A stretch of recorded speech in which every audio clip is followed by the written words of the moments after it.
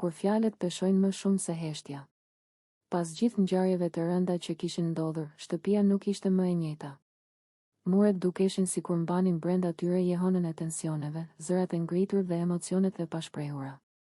Në një nga ato momente të qeta vetëm në dukje, Alba i afrohet Limit dhe, me një ton që përpiqet të jetë i matur, i drejtohet me fjalët: "Duhet t'i vlerësosh gjërat e mira në jetë."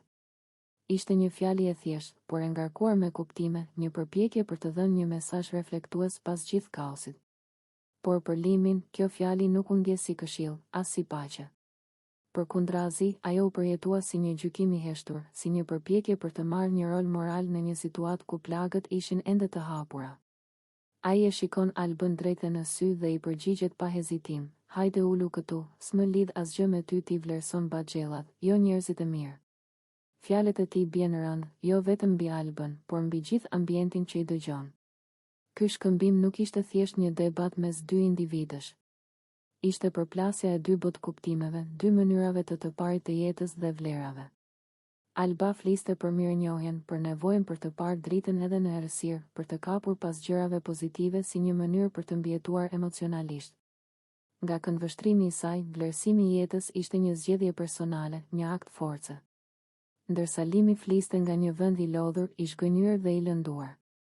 Për të, fjalët për gjërat e mira tingëllonin bosh, sepse ai ndjente se kishte parë nga afër se si vlerat shpesh përmbysen. Ai nuk fliste vetëm për Albën, por për një realitet më të gjerë ku, sipas tij, njerëzit e mirë shpesh anashkalohen, ndërsa ata që bëjnë zhurmë, intriga apo baxhella marrin vëmendjen dhe vlerësimin. Reagimi i Limit ishte i drejtë për drejtë, pa filtra dhe pa diplomaci. Ftesa e tij, "Hajde ulu këtu", nuk ishte një thirrje për afërsi, por një sfidë. Ishte një mënyrë për të thënë se nuk pranonte mësime jete nga dikush me të cilin ndjente se nuk kishte të asnjë lidhje emocionale apo morale. Në ato pak fjali, ai vendosi një kufi të qartë, mes tyre nuk kishte mirëkuptim, nuk kishte bashkëndarje vlerash. Alba, përballë këtij reagimi, mbeti për një moment të heshtur. Fjala mbi baxhellat ishte goditse, sepse nënkuptonte një akuzë të drejtë për drejtë ndaj mënyrës së saj të gjykuarit. Ajo ndoshta e kuptoi se mesazhi i saj, sado i mirë që mund të dukej në teori, kishte ardhur në një moment të gabuar dhe nga një pozicion i gabuar. Sepse këshillat për të qenë të pranueshme kërkojnë empati dhe jo distancë.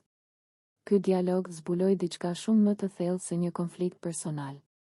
Ai tregoi se sa e vështirë është të flasësh për vlera në një ambient ku njerëzit ndihen të keqkuptuar dhe të lënduar. Fjalët "vlerësoj jetën" mund të jenë shëruese për dikë, por për një tjetër mund të tingëllojnë si mohim i dhimbjes së tij. Dhe pikërisht këtu qëndronte përplasja mes Albës dhe Limit. Në vazhdim, heshtja që pasoi ishte po aq e rëndë sa vetë fjalët. Banorët